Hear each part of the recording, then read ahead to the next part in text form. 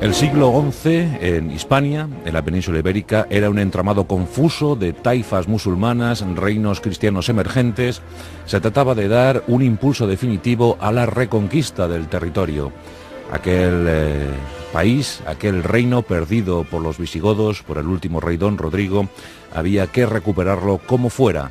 Y ya se empezaban a preparar gestas, hazañas avanzadas. Eran tiempos muy duros, pero prósperos para esta península ibérica. La población se multiplicó por 3 y la riqueza empezó a ser abundante, sobre todo en los territorios musulmanes. El califato cordobés quedaba atrás y daba paso a más de una veintena de taifas. Taifa es tribu y bueno, pues esas tribus, esos mini reinos, se agrupaban en torno a ciudades. Algunas de ellas destacaron sobremanera, la de Badajoz, la de Sevilla, la de Córdoba, la de Granada, la de Zaragoza, la de Lérida. Tiempos de raizas, tiempos de aceifas, la verdad es que era siempre muy difícil saber quién o quiénes avanzaban o retrocedían. Era también momento para que diferentes grupos fundamentalistas musulmanes crecieran, emergieran en el norte de África. Los almorávides miraban con deseo su querida Al-Ándalus. Y en ese momento tan fundamental para nuestra historia surgió con fuerza la figura de un héroe, la figura de un caballero, la figura de un adalid, de un paladín de la cristiandad. Su nombre, Don Rodrigo Díaz de Vivar, conocido por todos como el Cid Campeador. Nacido hacia 1043 en la recoleta aldea burgalesa de Vivar. Hijo de Diego Laínez, un aristócrata menor que había recuperado para Castilla algunos castillos, algunas haciendas, algunos territorios. Rodrigo fue proclamado caballero a la edad temprana de 19 años y puesto al servicio del infante Don Sancho, el primogénito de Fernando I el Magno, el gran rey castellano. Como digo, tiempos de conjuras, tiempo de luchas, tiempo de guerras. El joven Rodrigo destacó sobremanera, consiguiendo ser alférez de Castilla, es decir, adelantado de sus ejércitos, comandante de sus ejércitos. Tenía tan solo 23 años y ya le llamaban aquel que triunfó en el campo de batalla, Campi Docto, el campeador. Castilla luchaba por definir sus fronteras, sobre todo en el este, y muchos ejércitos, muchas mesnadas castellanas litigaron, lucharon, guerrearon en Aragón y en Navarra. Y en aquellas tierras los musulmanes comenzaron a denominar a Rodrigo como Cidi, señor. De ahí le vienen los dos sobrenombres, Cid Campeador, Cid impuesto por los musulmanes y campeador por los cristianos, el señor maestro en el arte de la guerra. Pero falleció Fernando I el Magno y tuvo la idea de repartir su reino entre sus 5 hijos. Para Sancho II el Fuerte fue Castilla. Para Alfonso, León y Asturias. Para el menor, García, fue Galicia y algunos territorios portugueses.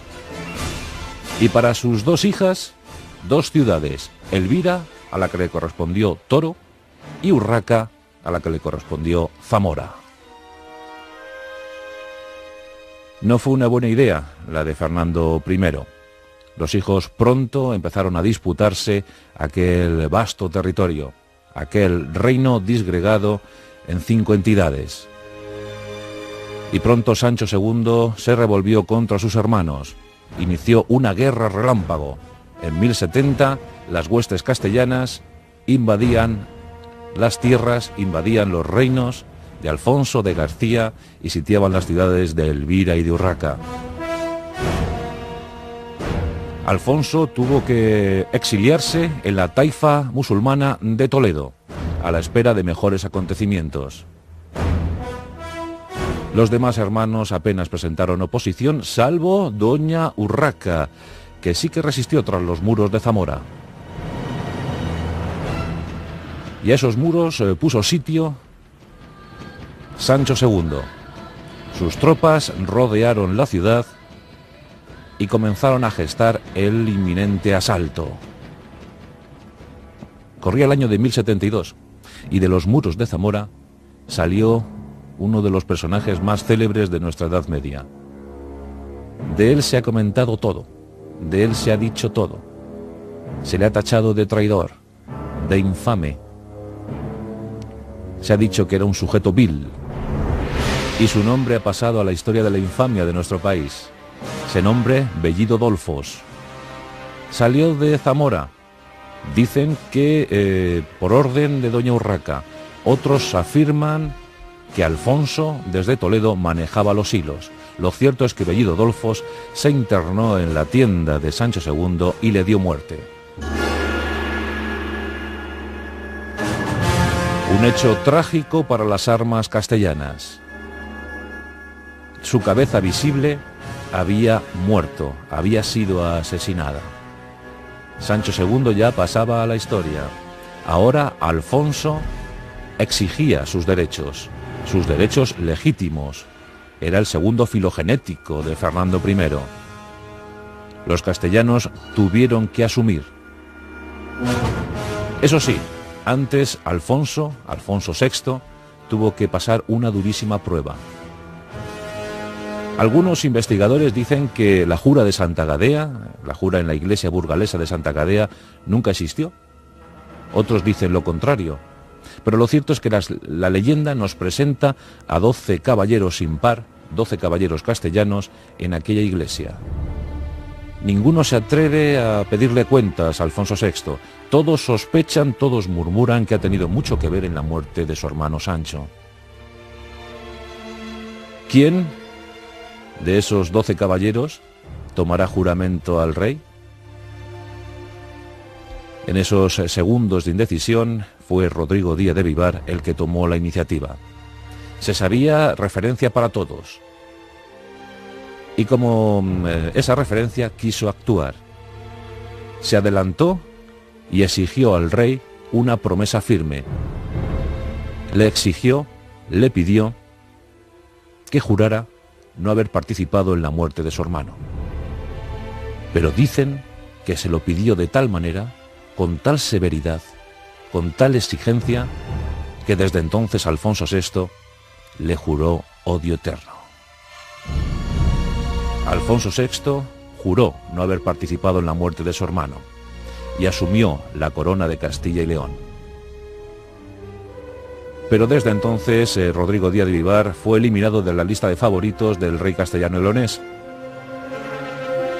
Y aunque muchos castellanos no querían a un rey nacido en León, pero lo cierto es que Alfonso VI se desveló como un magnífico monarca. Desde entonces acometió la idea de la reconquista. Y fueron muchos los hechos de armas que le dieron fama y prestigio. La toma, por ejemplo, de Madrid en 1083 o la propia toma de Toledo en 1085. Pero mientras tanto, ¿qué pasó con don Rodrigo? Pues bueno, en principio nada, porque incluso hasta el propio Alfonso VI le concedió la mano de su prima, doña Jimena, la hija del conde de Oviedo, y bueno, pues le dio esa mano a don Rodrigo, lo que hacía pensar que esa hipotética enemistad no era tal. Don Rodrigo con doña Jimena concibió 3 hijos, 2 hijas y un hijo. Ese hijo varón murió más tarde en una batalla, la de Consuegra. Pero para don Rodrigo las cosas no iban a ser fáciles. Siguió luchando como gran paladín de Castilla. Incluso fue enviado a la taifa sevillana para ayudar allí al rey en su guerra contra la taifa granadina. El encargado fue Rodrigo Díaz de Vivar al frente de una hueste y la verdad es que participó con tanto énfasis, con tanto tesón, que consiguió una gran victoria para la taifa sevillana. En Granada luchaban no solo los musulmanes, sino también caballeros leoneses, como los hermanos García Ordóñez, enemigos acérrimos de don Rodrigo, y la verdad es que luego procuraron mucha inquina contra el burgalés y fueron fundamentales en esto del primer exilio.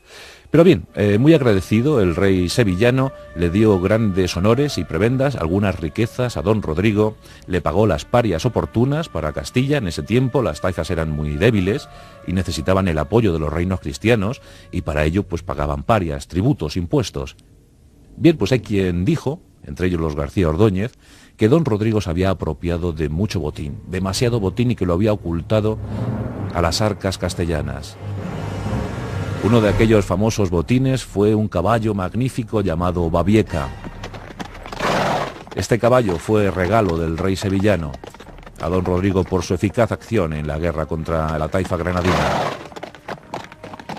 La cosa se puso muy fea para don Rodrigo, y en 1081, con tan solo 38 años, con una gran fama adquirida, tuvo que buscar exilio. El rey castellano, a lo mejor aquí, le pagó lo de Santa Gadea. El primer exilio para el Cid. Casi solo, casi abandonado, con muy pocos hombres leales acompañándole. Se fue al exilio, dejó Castilla. Su mujer y sus hijos fueron a un monasterio, el de San Pedro de Cardeña, en Burgos. Y él se alistó como mercenario de la taifa zaragozana. Al-Mutamid, la verdad es que hizo un gran contrato. Don Rodrigo, como mercenario de aquel tiempo, ya tuvo que trabajar como mercenario, quiso trabajar para el conde de Barcelona, para Berenguer, pero no pudo ser. Sí, en cambio, le fue muy útil al rey zaragozano en sus guerras fronterizas. Aquí comienzan 5 años gloriosos para el Cid, 5 años en los que va a vencer en 100 combates, en 100 batallas, invicto, querido, adorado por sus hombres, ahora musulmanes. Fue sin duda un enorme guerrero, y su larga sombra se proyectaba hacia Castilla, porque él, a pesar de todo, no guardó rencor a Alfonso VI, le seguía rindiendo tributo como monarca, como rey. La cosa llegó a tal punto que cuando los almorávides entraron a sangre y fuego en la península ibérica, Alfonso VI, tras haber sufrido alguna derrota en Zalaca, tuvo que llamar a su mejor hombre, a su mejor guerrero, para intentar paliar la situación. Y el Cid acudió como siempre, leal a Castilla, leal a Alfonso VI. Juntos combatieron durante algún tiempo. Pero de nuevo la desidia, las envidias, los dimes y diretes, la aristocracia rencorosa, procuró un segundo exilio para don Rodrigo. La excusa fue que no acudió con sus hombres prestos a la llamada del rey ante una batalla frente a los almorávides, que luego no se dio, porque los almorávides se retiraron. En 1089, don Rodrigo Díaz de Vivar inicia su segundo y definitivo exilio. Y ya cuarentón, se podía pensar que en aquella época solo buscaba o anhelaba un retiro confortable.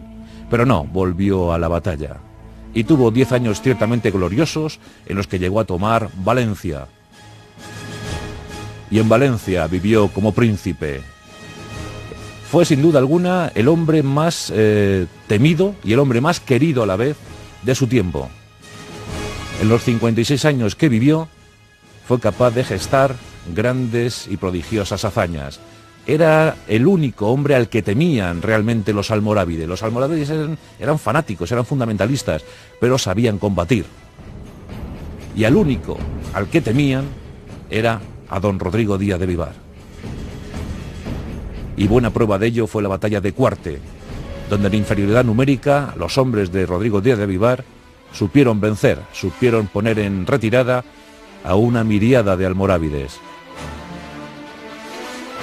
Pero, a pesar de vivir ya como príncipe, a pesar de ser un hombre respetado, siguió rindiendo pleitesía, rindiendo lealtad al que él entendió como su único rey, Alfonso VI. Rodrigo Díaz de Vivar falleció en 1099, murió en Valencia, víctima de unas fiebres, y allí quedó en la ciudad su viuda, doña Jimena. La situación se puso complicada hacia 1102, y aquí es donde el rey Alfonso VI estuvo a la altura de las circunstancias. Fue capaz de sacar de la ciudad a doña Jimena y darle un retiro gozoso en San Pedro de Cardeña, donde ella fue con sus hijos y con los restos de su marido, de su querido marido. Pero aquí Alfonso VI dio escolta y rindió homenaje a su mejor hombre, a su mejor guerrero, a su mejor paladín. Alfonso VI, como ya sabéis, fallecería años más tarde, pero siempre recordando que aquella amistad pudo ser mucho mejor sin duda alguna, y que a lo mejor la envidia, los celos de algunos asesores, malos asesores que tuvo Alfonso VI, pues procuraran que el trabajo en común, que luchar hombro con hombro de estos dos grandes personajes de nuestro medievo hispano no fuera más fructífero. En 1808 los franceses invadían España y una unidad francesa fue a parar a San Pedro de Cardeña, al monasterio. El capitán de aquella unidad francesa sabía acerca de las hazañas del Cid y cometió una terrible imprudencia. Y esta no fue otra sino expoliar los restos del campeador, situarlos bajo su cama y dormir encima de ellos. Esta acción, con la pretendida intención de humillar, no le sirvió de nada, más bien lo contrario, porque la gente se indignó con este hecho. Por fortuna, los restos del Cid y de doña Jimena se recuperaron y hoy en día reposan en la hermosísima Catedral de Burgos. Enemigos íntimos de la historia, Alfonso VI de Castilla y León y don Rodrigo Díaz de Vivar, el Cid, el señor campeador. Una historia propia de su tiempo, el siglo XI. Aquel siglo en el que se iniciaron las cruzadas, aquel siglo en el que se multiplicó la población por 3, aquel siglo en el que los reinos cristianos empezaron a tomar conciencia de sí mismos. Los hechos que marcaron la idiosincrasia de todo un pueblo.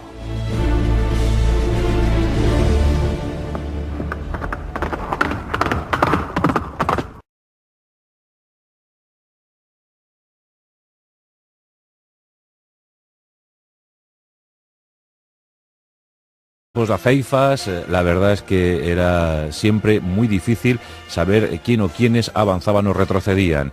Era también momento para que diferentes grupos fundamentalistas musulmanes crecieran, emergieran en el norte de África. Los almorávides miraban con deseo su querida Al-Ándalus. Y en ese momento tan fundamental para nuestra historia surgió con fuerza la figura de un héroe, la figura de un caballero, la figura de un adalid, de un paladín de la cristiandad. Su nombre, don Rodrigo Díaz de Vivar, conocido